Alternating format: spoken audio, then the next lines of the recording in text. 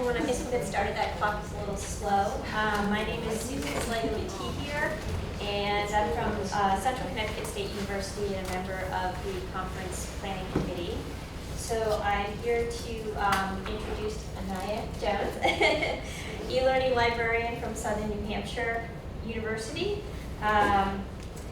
Anaya, let's see, that is where she works to lower the cost to students by leveraging the library and open resources, and explores library instruction at scale.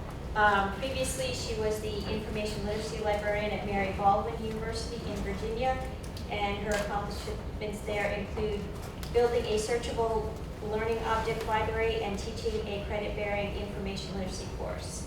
So now we will have cast your students as scholars collaborate on a participatory information literacy lesson plan. Oh, sorry. Thank you. And thank you all for joining me, especially with relatively small selection. I feel very honored. So thank you. Great. And I promise that I will walk in front of that projector at least 3 more times. All right. So our plan today, for the next hour, I'm going to do a little bit of showing, but we're going to spend most of our time today doing. It's definitely going to be flexible, and I'm going to prove that to you on the next slide, and we're going to have plenty of time to collaborate. So I have kind of a beginning or a seed of an idea, and I'm going to talk to you about a couple of ways that I've taken that and blown it out into a lesson plan. But for most of the time, I'm going to talk to you about ways that we can make that idea work for you in different situations and different contexts. So that's what we're doing today. All right, so I told you it would be flexible. So you get to choose what we do next.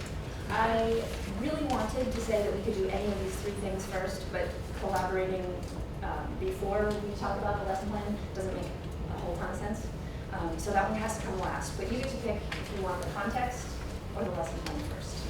It's up to you. Context. Context, yes. Context? Okay. I'm pretty sure I just hit. Yep. Awesome.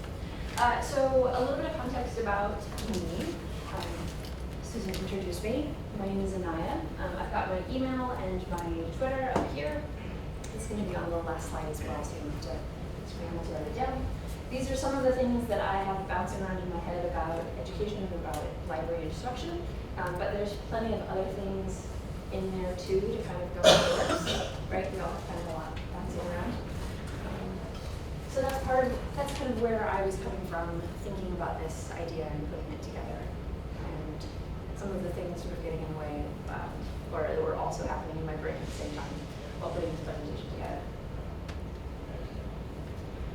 I do want to give you a little bit more context about Mary Baldwin, because while that's not the position that I'm currently in, it's where I was when I put this idea into practice. So I think that does have some important information for why the lesson plan looks a little bit like it does. So Mary Baldwin is a small private co-ed university. It has a long history of being a single-sex college for women, and that still shows up in our student profile today. I say I only left about 6 months ago, and I also graduated from there, so it will always feel like our and my university. So we do have primarily female students, but we're seeing increasing numbers of male students, and we also have students come in with a large variety of previous information literacy instruction. In the same class, we'll have students who had a functionally similar class in high school, and now here they are in their first year of college, and they feel like, I've done this before. And in that same class sitting next to them, we'll have students who have never had to interact with research in that same way. So we definitely have students coming to us with a lot of differences in their prior knowledge. Our FTE in 2016-17 was a little shy of 1,800 students, and then I should call them COMPA, but the University Affairs Office helpfully provided this very nice aerial shot of the campus for you. So you can see this is most of the campus in Stanton, Virginia. It's very pretty. And this hill here is much steeper than it looks. We always used to joke that everybody has really nice calves walking down the hill all the time.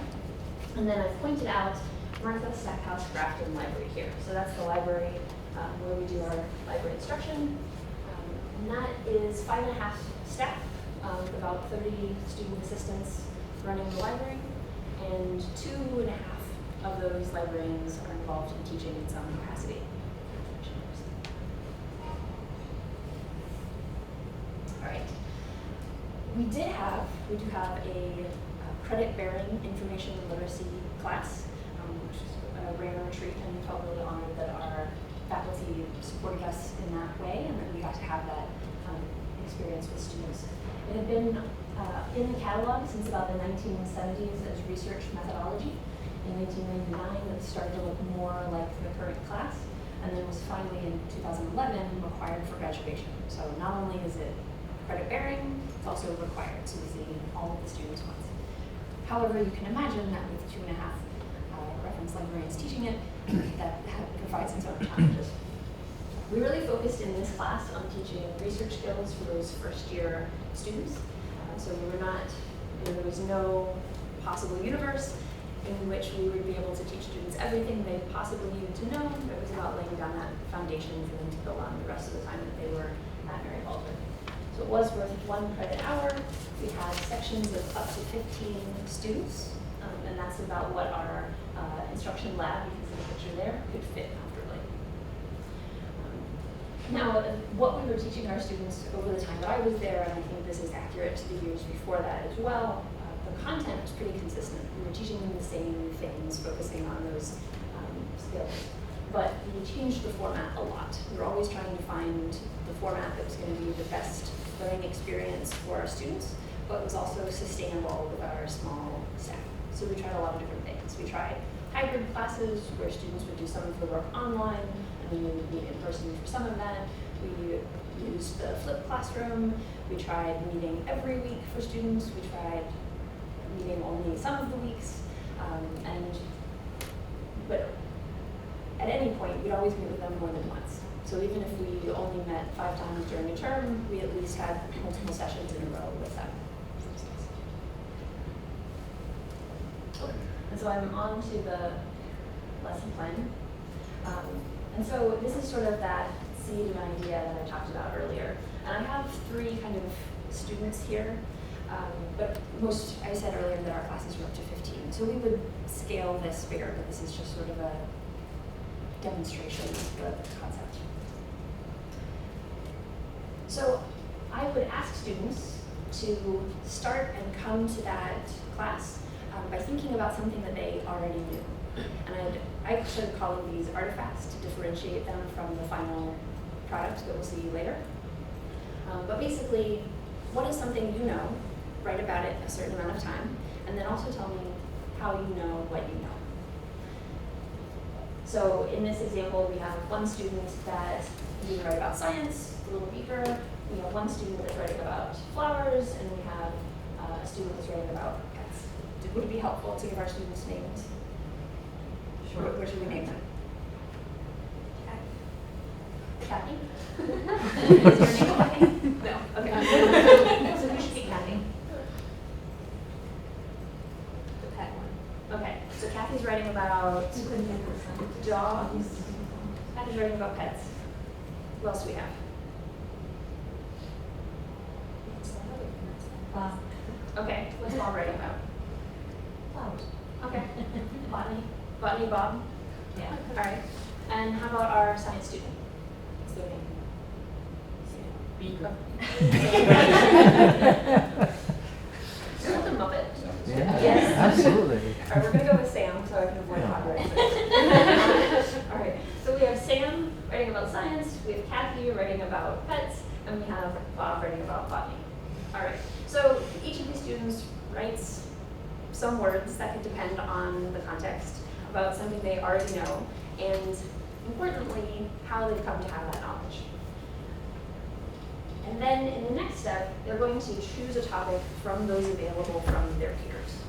So in this context, Botany Bob could either choose to write about pets from Kathy, or he could choose to write about science from Sam.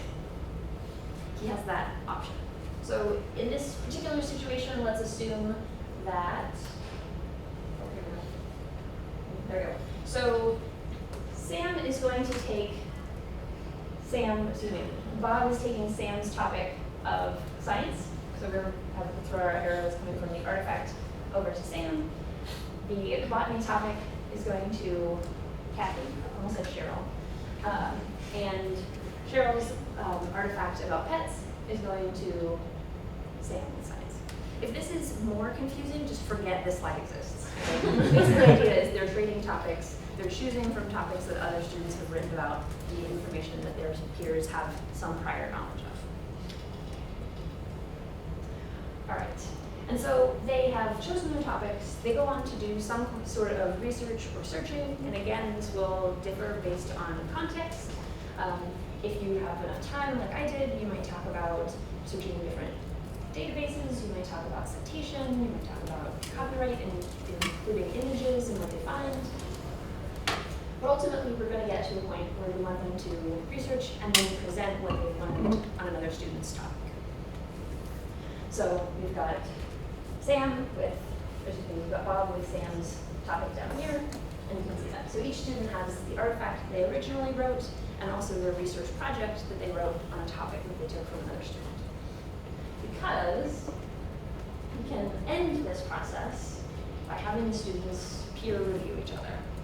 So they have some expertise on the topic that they originally wrote their artifact on.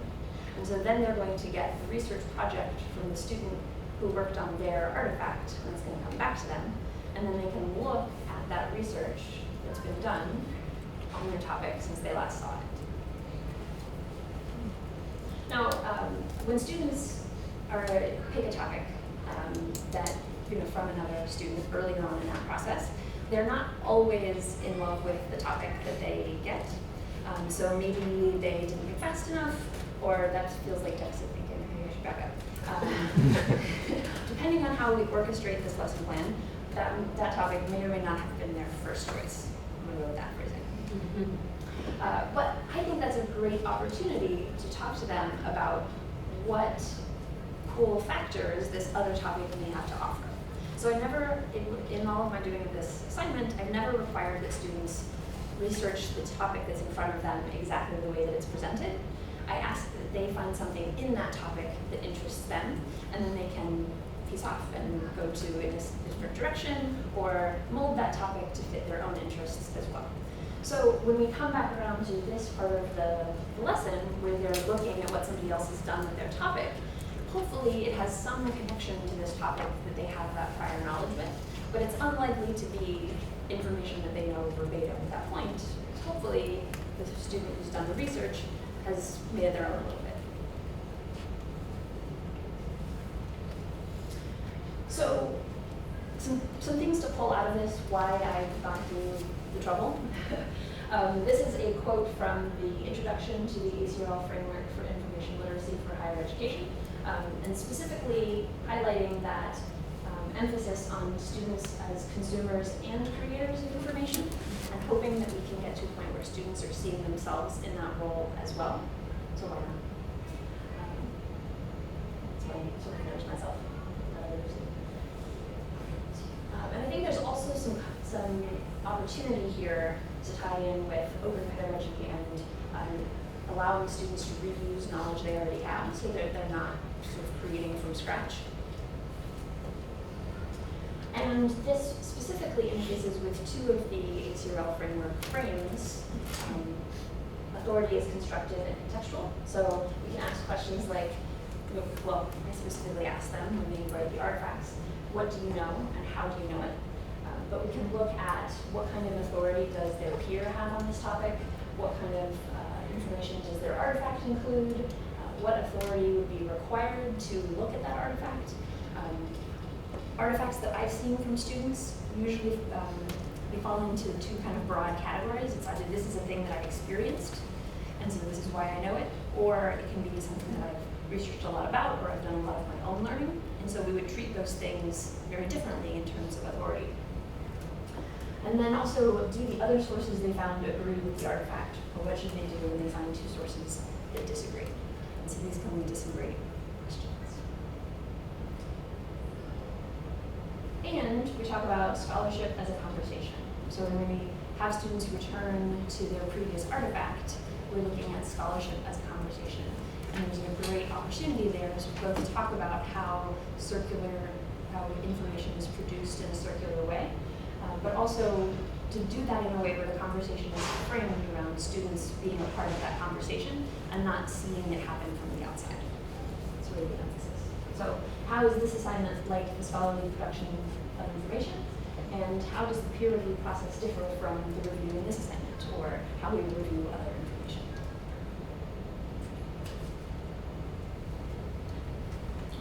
And then I have a reminder to myself. I was trying to talk about the idea sort of as it stood on its own, but at Mary Baldwin, specifically in that term length class, I did a couple of things that may or may not always be the best case in different scenarios. So I did have them do this project over the course of the term, which won't always be possible. I used the Blackboard discussion board feature in order to have them, they'd submit their artifact to the discussion board. It was set up so they couldn't pick somebody else's discussion, their artifact, until they submitted their own. So that was a feature that dictated which topics they were able to pick based on when they finished that project. But that discussion board facilitated the exchange of topics in an electronic way that didn't happen during class time. And then I used Google Sheets to help students figure out whose topics were still available because we had some confusion about that. And then finally, the research project doesn't have to be a paper, although it of course could be. That presentation of information could look very different based on context. For us, I asked students to write a brochure or to research and then present their information, and the brochure was one of the ways they could do that. But my emphasis was on still wanting them to present information and follow guidelines like citation, but I also wanted them to incorporate visual media in their item. And I also wanted to break out of this idea that the only way to present information is through an academic paper, and maybe to let them sort of work on their academic paper skills in the English 100 class that they were working on at the same time, or around the same time, and focus on maybe taking away some of that anxiety for this class. So we did the things a little differently. And then this lesson plan talks about this specific exchange of topics, but in between those things, we also talked about other topics like presentation and copyright. And we were able to use the students' topics as examples for those other conversations, but they weren't directly related. Okay, are you guys ready? So I can come back to the slide, but I have the lesson plan in Project Cora electronically. I have a couple of printed off copies that we can look at. But I'm going to, maybe we should stop and do questions. Does anybody have any questions for me now before we step on to the next thing? Yeah. What feedback did you get from the students, either in real time or at the end of the semester or later? Yeah, great question. So I think it definitely varied. I'm going to step back so I definitely got, I think they were interested that it was not following sort of the normal topic, right? They definitely had some anxiety, I think, about the artifact because they are never asked to do assignments like that before. So a lot of energy went into it for me and being like, it's really, like, it's okay. And I did this online, I did this in person, I did it for multiple semesters.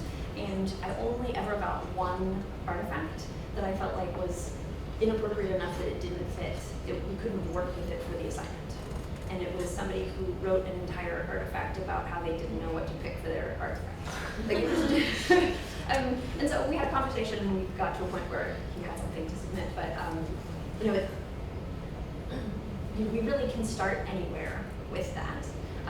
And so students would bring really great information to that conversation, but I think the anxiety part of it was definitely a significant portion of going into it. And then, of course, it's not week one anymore, and you've submitted your thing and you're done, and we're all doing okay. Definitely the conversation around choosing a topic and then being able to move that going forward, I felt like it was some really early feedback where they may not have been happy with the mechanics of the assignment, but we were able to kind of pivot it. When we got to the end, students had, I'd like to think that even students who maybe didn't come away with like, oh, this is amazing, I learned something new from this other person, still got something from the process and seeing the peer review happen with their peers. But there was definitely like, well, you know, she said exactly what I said on my original artifact, and so I can't find which to add to it. I mean, there's going to be a experiences. I have two questions. One, you talked a lot about them picking topics, but did they have an actual research question? You were looking at research as inquiry. And the second one is, where could they go for information? Like, was it wide open anywhere? Did they have to look for the diversity of sources and cite those sources? Or just how did you frame that search process? Okay, so question one was, Going from research topic Right, to to question. a particular research question as the basis of right. inquiry. So their topic was what another student knew about already, and then they kind of developed that into the narrow topic and then research question as a part of that process. Okay, so they did have an actual question. Yes. Yeah. And in our, at Mary Baldwin, we veered away a little bit from being really empathetic about research questions, because for a long time we spent crafting the perfect research question. And we moved away from that a little bit into having a narrowed enough topic that had the components they needed in order to do that. So you won't see in any of my lesson plans like, we come up with a research question, but that function is still there. And then your second question was, where could they go for information? I think that would depend greatly on your context. In this particular one, we had units plenty on library resources, and we also had an opportunity for them to search the free web, so they were encouraged to bring in both. How did you define, or did you define artifact for them?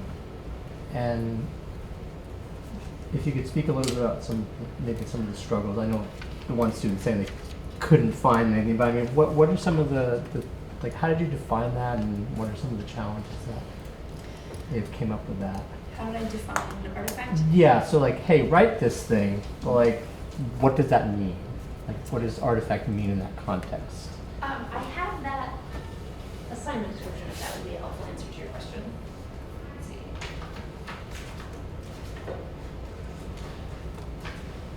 Somewhere in here. We talked a little bit about, I think I focused more on what I was asking them to do and then kind of told them that I was going to call this an artifact. We didn't talk at length about what artifacts traditionally are, but as much as I struggled, that was the best name I could come up for that thing. So if you have a better name, please let me know.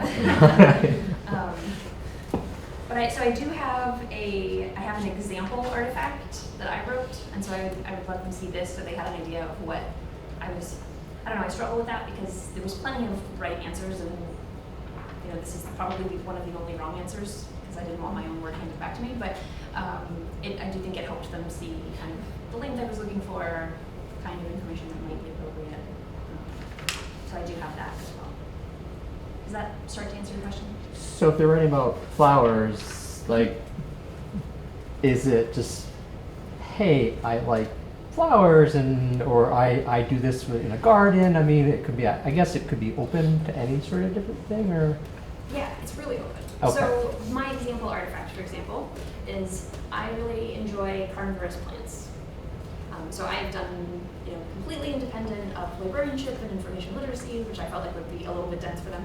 I can write 500 words about what I know about carnivorous plants. So I wrote about Venus flytraps, and I wrote about tropical pitcher plants, and I wrote about how the different trap designs worked, function to trap prey, and what those enzymes do, and how they attract bugs. And I got really excited and nerdy, and if you would like to read it, you're welcome to. And then at the very end, I talked about, I know this because I have had Venus flytraps and tropical pitcher plants, and I may have named one iced tea, it's fine.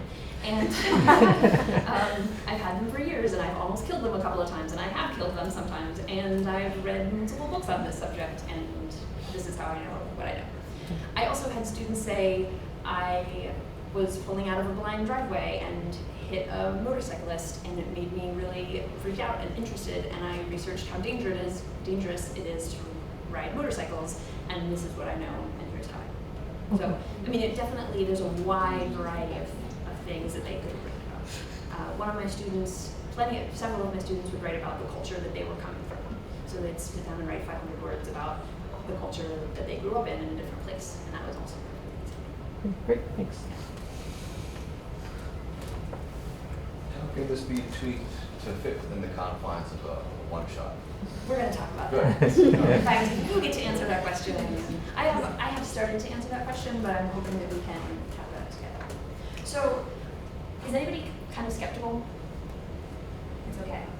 Well, I guess since that's still only with an asterisk, not because I'm fitting it into a one-shot, right, because I'm definitely not gonna have 5 classes with students. Sure. But, so I'm a science librarian, so I'm not going in to classes where I can see the faculty being cool with this. Okay. You know what I mean? Yeah. Well, I think that skepticism is okay. That's Yeah. honestly, every time I've told people about this idea, they get this look of like, yeah, but. So I'm gonna lean into that. And the room setup is, I didn't really have expectations, but here we are. So I think it's gonna be easier if we stay where we're sitting and we move the paper. But I have giant pieces of paper and pens. And so if we can do like maybe groups of 2 or 3 based on where we're sitting, and I'll hand out paper, or you can use your notepad that is not a giant size. Either way is fine. Let's start there.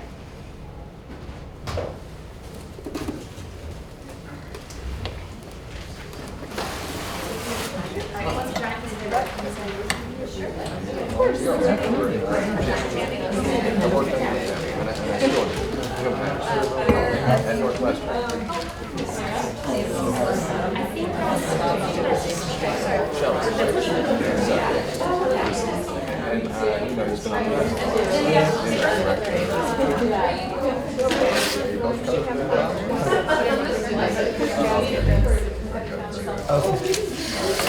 I have a pen that writes margin lines, so. Excellent. You know, it's great. I think we're waiting until you tell us what we're doing next. Because I don't know.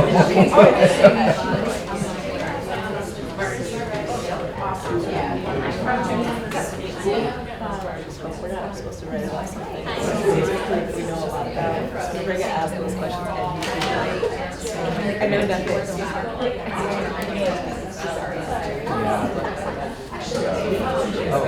It wasn't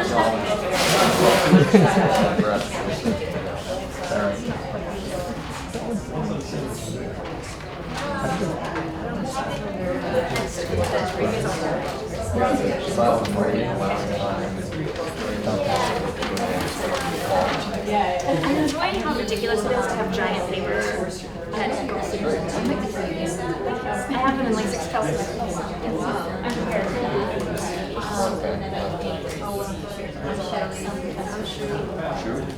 Okay, the second.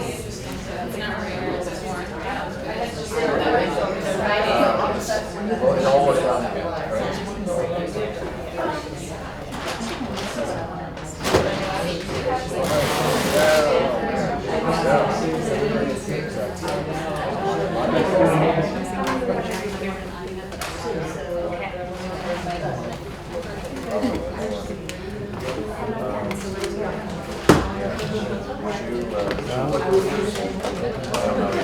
Maybe I would assume you chose this. No one started yet. Right? Is that the center? Not to get your hopes in. Yeah. After he's Water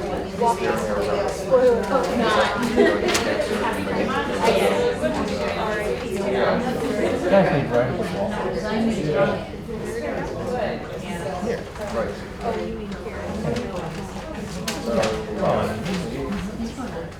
Okay, so we're in groups. We have pens, we have paper. So write out your skepticisms, write out what you think could go wrong, what could be problematic about this. So you have my permission to get as negative as you want, I guess.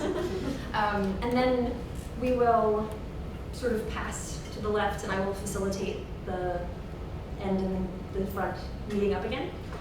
So there will be a second and potentially a third, depending on how this goes, round of writing on the same piece of paper. So however you organize that is up to you. But you'll want space for people, like maybe skip a line between ideas if you want. What could go wrong with the lesson plan? Yes. I mean, we can talk about that in general, but I think that's a bit broad. Also, I don't have all those ideas. And we're gonna use maybe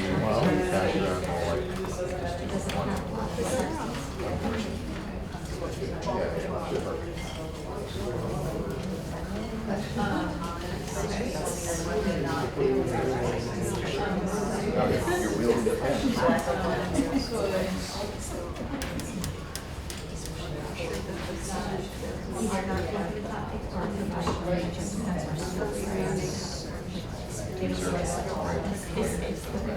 I mean, that's good. okay. So if they're like really, Because, you know, for example, our neighbor's class is pretty narrow. That's what we expect. She's higher ed, it's professional, but especially the type of students we get in our schools. So maybe assessing That's like what students have learned. So if Yeah. like this, that's what they come up with. We're sports. That sounds good. Maybe there's another assessment point. I would say.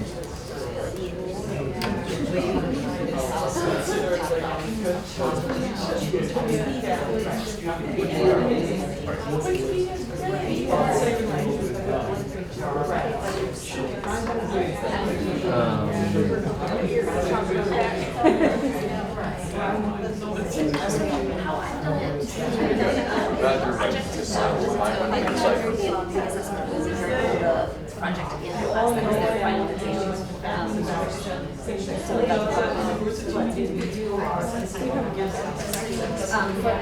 Project, yeah.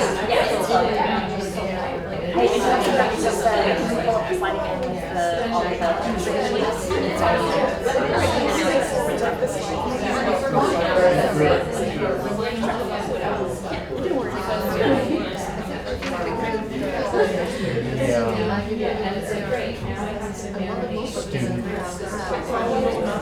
I just wonder if the students know ahead of time whether they're sharing the information about the artifact.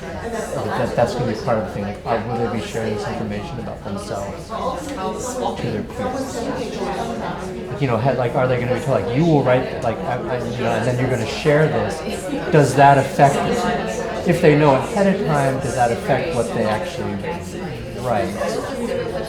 Because sometimes we're obviously reluctant, like, we know a lot about some things, but we're reluctant to say a lot because we don't want to come off as being, oh, you're just a know-it-all. I don't know.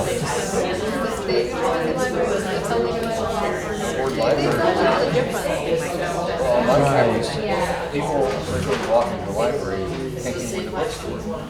They have books, but they come in and think that they buy something. They forget that the library is the oasis of antique apples. Yeah.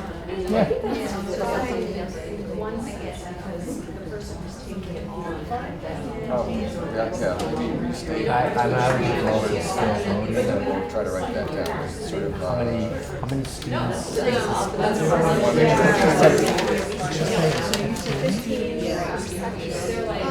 Yeah, so I think scalability is. Sorry.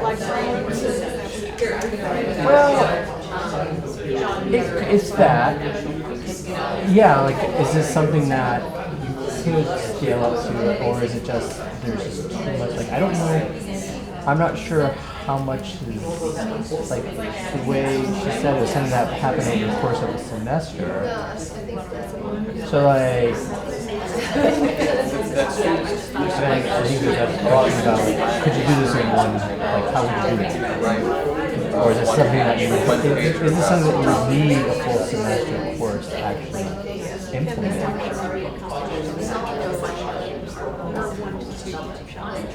Yeah, I mean, you could do it like two workshops. Or one is here's your artifact. The second thing is here, come back. You know, a month later, you've done research, you've written something.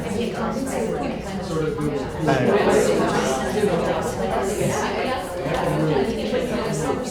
Yeah, I just don't know if it's something that you could do outside of like, all right, you're with me for the whole semester, you know this is part of like, you know, this research. It looks like it's a research methods type class or library research methods.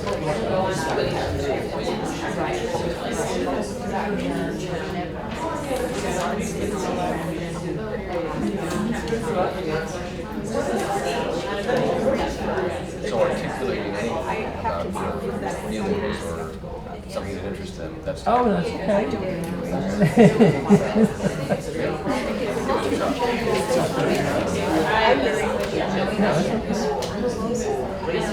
I mean, Okay. I don't know what I'm doing. This is not planned. Okay, so I don't. Well, the noise that I just made, that's not planned. I don't want to interrupt our conversations, but I do want to. Like, there's no good way to like do it in the middle of a conversation, right? But I do want us to rotate our work. So let's go to the left, and then I'll come to the back and pick up. Up here. I guess that goes all the way to the end. She's gotta go. You guys need to go back. I don't know. We'll go right. I don't know. Oh, does it go this way or does it go up there? We can't follow directions. I would think we have. Are you missing? No. We went this way, so maybe we could turn like that. You're like, just give it. Okay. There you go. I don't know. Alright, problem solved. It's all good. Right, is everybody not looking at the piece of paper that you had before? And does everybody have a piece of paper? Yes. I'm going to assume that silence means yes. Yes. Awesome. Yes. So now you get to solve the problems that your previous person came up with. Not to say that every problem has a perfect solution, but given the issues or roadblocks in front of you, what are some ways that we could change the original idea, do it in a certain way that might help navigate against that? So you should have a different colored pen than the one in front of you, if not I could do. So maybe you can see what we did first.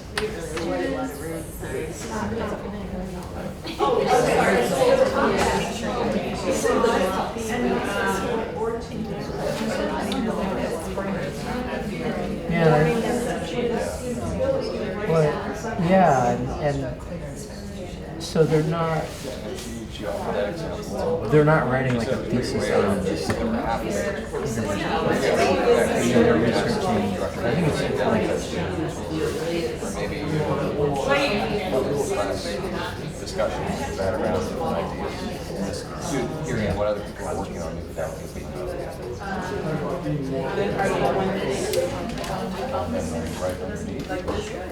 So this confidence and knowledge, I guess that's the topic that they're given, not what they wrote, not their artifact, but what they've been given.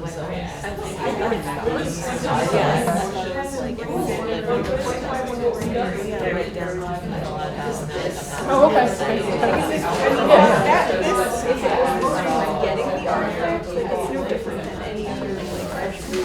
Yeah. Okay. All right. Yeah, I got you. Yep.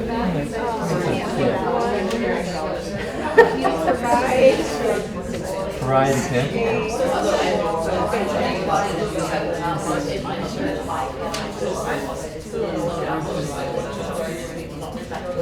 Yeah, so but I think those are both valid and those categories are valid. And I've talked to professors, there's maybe not come up with the lesson that's complicated, the cycles that I don't plan for sometimes, but there's also I had in my situation that I had so much time with the students and that I used to do it in a big encouraging way. I think there's opportunity. Don't be personal. Where does that look like? You know, time is always money, I think, about it. So they're, So how do we back out of that thing when you think about how much time? because they're presenting, they're presenting, yeah, I think it is part of it, yeah, so. And then maybe set like some boundaries. What's acceptable, appropriate, exactly, appropriate food, right. So it's not, this sucks, I don't want to do this, this is stupid. Or at least contribute to the conversation. Yeah, so if this was the problem you were trying to tackle, what would we do that would Saying Shelley, change the playing field or successful? So it ends up with a topic. Alright, so this would be probably the artifact. Maybe we don't try to do the whole thing. You ask them to switch Yeah, I think you have to. answer questions. Maybe, I know I'm maybe I approach the professor and ask, say, Yeah. idea, how can we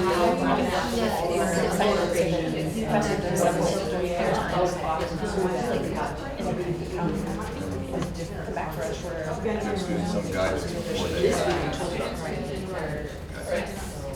This can also go back to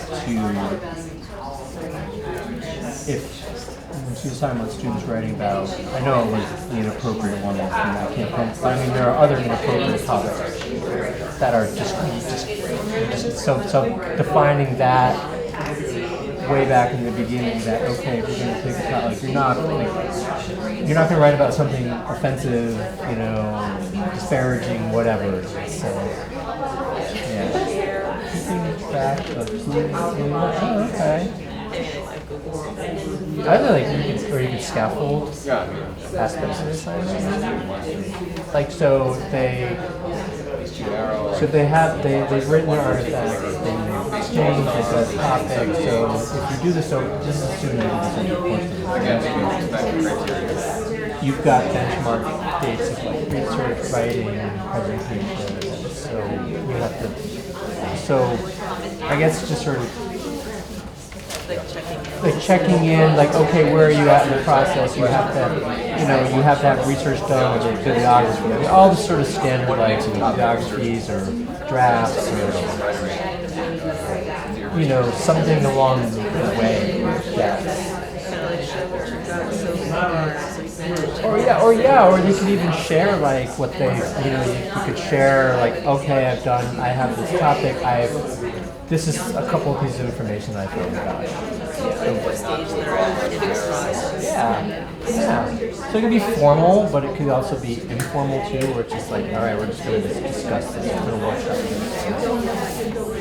Oh, yeah, don't do it.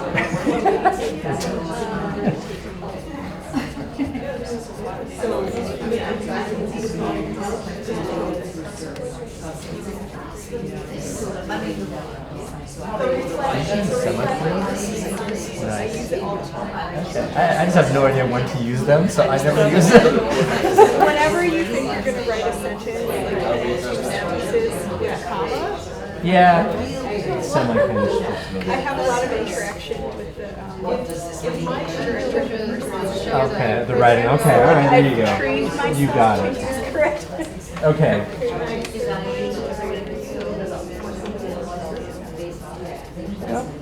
So like shorten the length of the artifact. Yeah. Like 500 Or just like a couple sentences that you could do it in class, and then maybe like give it to someone, and then they can find like one thing about it, Yeah. and then kind of just do a sort of on the fly thing. Yeah, so like use 10 minutes, just like write down, 5, 10 minutes. Give students like 10 minutes to start something and then give them. And you come back, right? Yeah. 3 oars. Yeah, beforehand. Yeah. Lunch meetings at 12:15.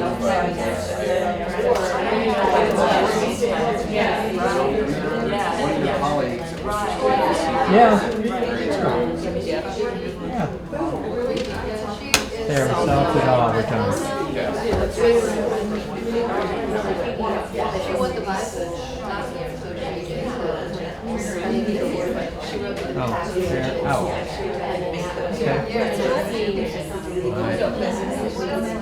so she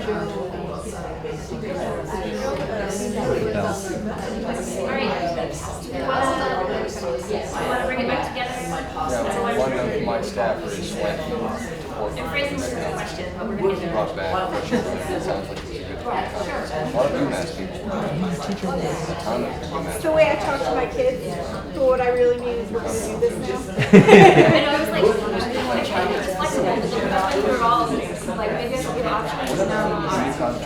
So I would love to hear from you all. I'd love to hear about what problems you guys maybe we were able to solve in really great ways, or maybe what problems we weren't able to offer solutions or adjustments to. And then we can talk about that. But originally, I did have a sort of a second component to our time together, but I'm realizing that an hour is not very long, and even though I didn't talk very long in the beginning, at least I didn't feel like I did, here we are with about 15 minutes left. So that's okay if we don't get to the sort of the second part of it. I think this conversation has been really, really awesome. So I'd love to hear from you all.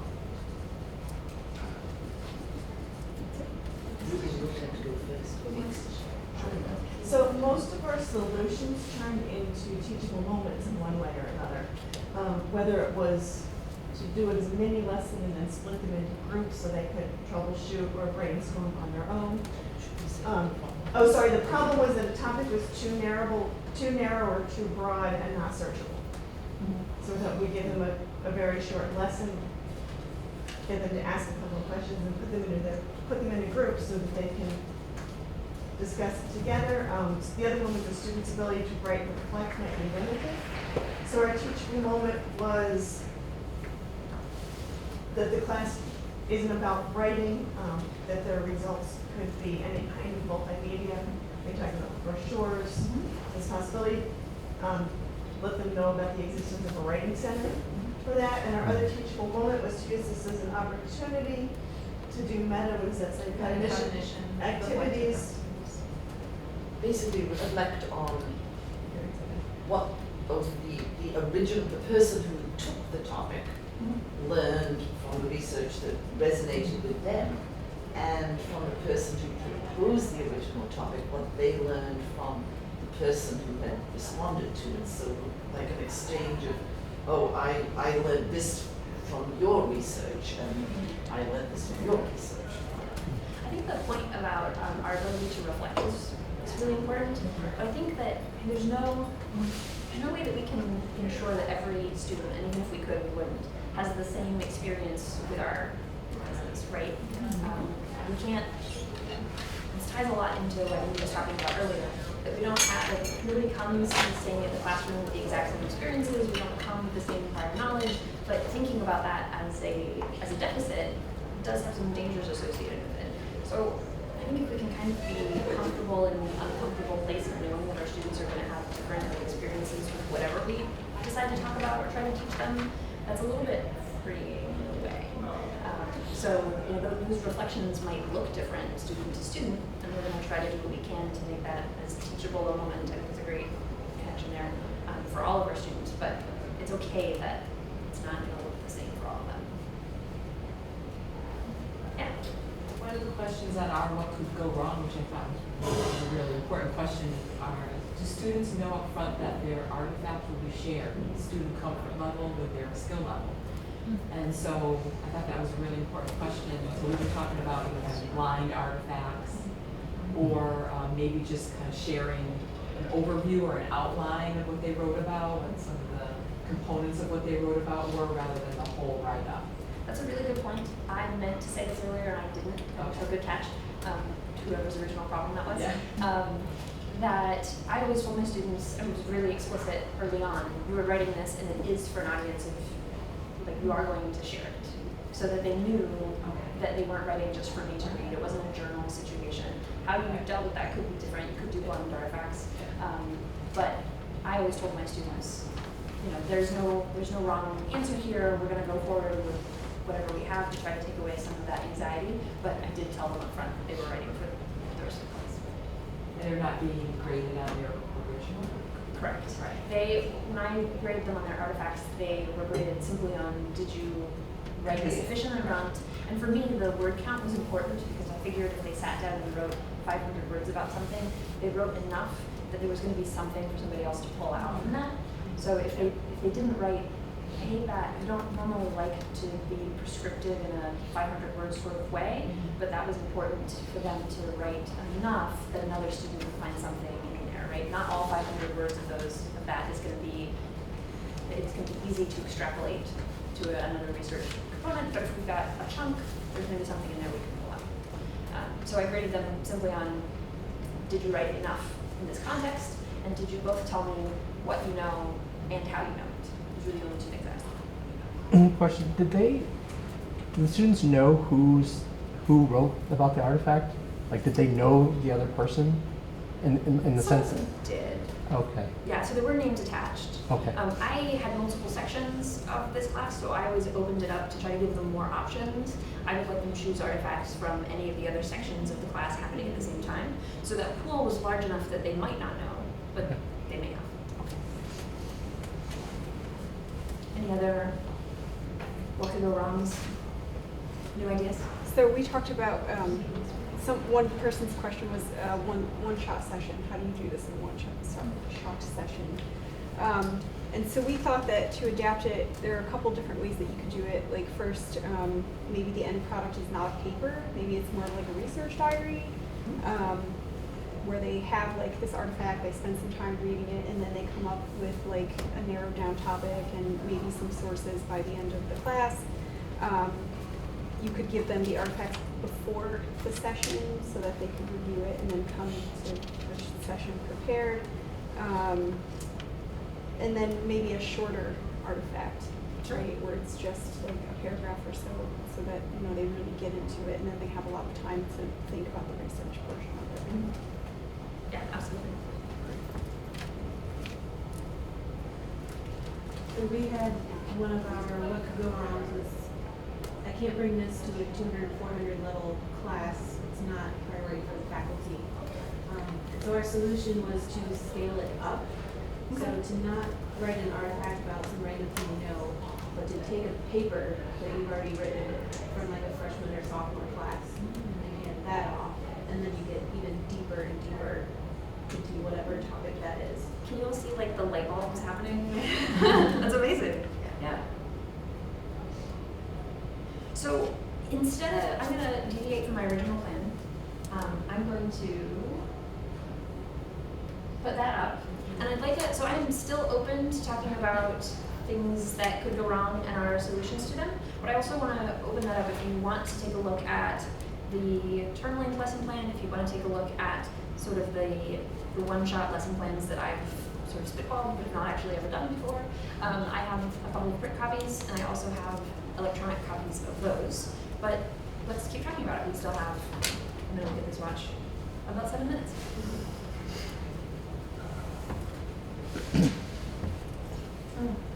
But I will say this lesson plan is on Project Cora, and it's also on the ECRL framework sandbox, whatever that's called. So that's an amazing idea. Flesh it out and add it there, and I'd love to see how that goes. I think we've got a couple of really amazing ideas.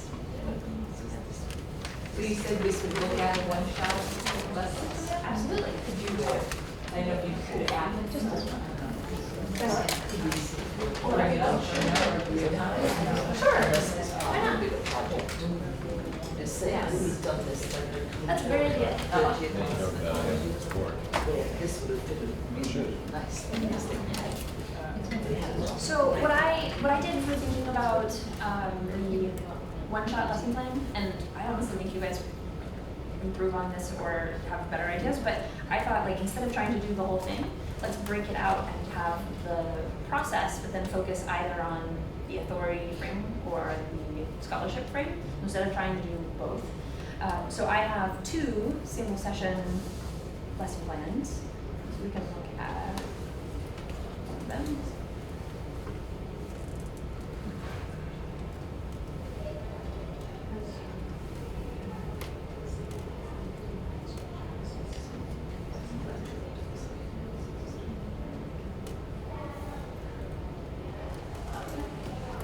So I'll scroll down. So you're welcome to look at these individually because I know I'm going to go too fast. But ask students to bring an artifact with them to the library session. Know that not everyone's going to bring one, so have a couple sort of in your pocket. Have searching be a part of the lesson, and then have students present out, an article that they found on a topic that they've searched from somebody else, and maybe a cool thing that they found while reading the abstract, or it's scaled down. Their presentation of that information is, here's an article I found and something I learned from it, instead of doing a research and synthesizing information, but it's still that component. How many resources do you make them use when you're, Oh, great. Sure. For the term length class? Or either or, like just, when you're, I've included the sample artifact, and I've also included the assignment instructions from the term length class. So in the lesson plan that we were just looking at, that would be a one shot, I might ask them to find an article. It's probably a good amount, especially if you want them to open the article and try to pull something out of it. For the term length class, I have a rubric, and so they were asked to find, it's been a little bit of time since I've done this, so I'm afraid to try to remember exactly how many it was, but it was a very modest amount of sources. It was, I think, they needed to have at least one research article, and they needed to have one web source, and then some of their images, I think it totaled 5, because they were also required to have 2 images as well, so between all of those categories, you need to have about 5 sources. How did the instructors you worked with see this, or was this always in the context of your own course? Because one stumbling block I can see is most of the instructors that have us do one-shot library sessions already have an assignment. It's like, write something about Hamlet or whatever it is. So were they okay with this open-ended approach? Or? I've only ever done in person, As part of your own. Correct. So I had that background. And I think that's a legitimate stumbling block. I think you're going to get people who are interested in doing it. Do you want to speak to that? I mean, if you work with the faculty ahead of time, even if it's something with Hamlet, maybe the artifact can be related to Hamlet. That's what I was thinking. So it doesn't deviate too much from what the faculty is comfortable with, but they're still able to kind of go through this process, which is kind of is done. It's kind of to my mind, it's convincing that you're always doing it backwards, because what most of them want is for them to come out of the library session with resources on Hamlet, right? Right. This would be actually asking them to come in and write about Hamlet first and then dissect the process. So maybe we could solve. But that might not be a bad thing. That's what I'm saying. If they're open to that. I don't know. Yeah.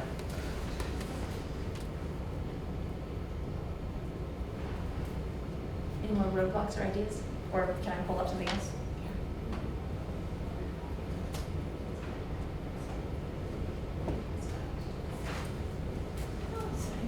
Yep, we're gonna go a long time. Well, so I'll pull up this slide again. I do have the content up in a couple of different places. I would love to hear from all of you, after and see what ideas you came out of it, if you'd like to put it in practice and see how it works for you. So with that, wish I was down in front. Thank you.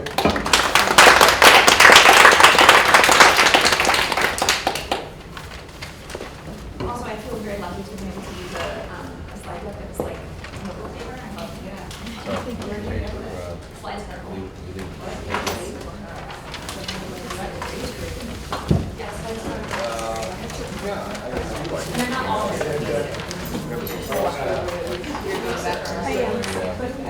Well, thank you all for joining. Yeah. I do want to.